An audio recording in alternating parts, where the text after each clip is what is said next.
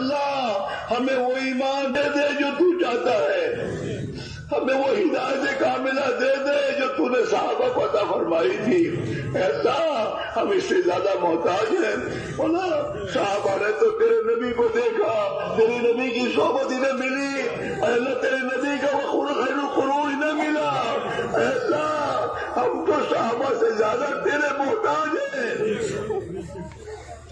اے اللہ چاروں طرف سے ہمیں فتنوں میں گھیر رکھا ہے اور چاروں طرف سے ہم فتنوں کے سر میں آ چکے ہیں۔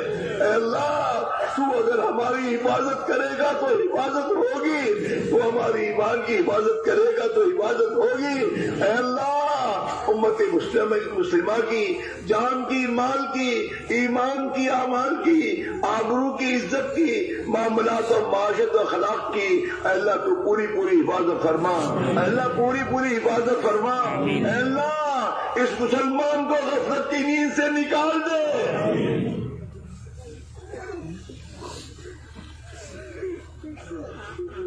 اے اللہ اس مسلمان کو تیرے دشمنوں کا مشق بن، اے اللہ تخت مشق بننے سے تو نکال دے۔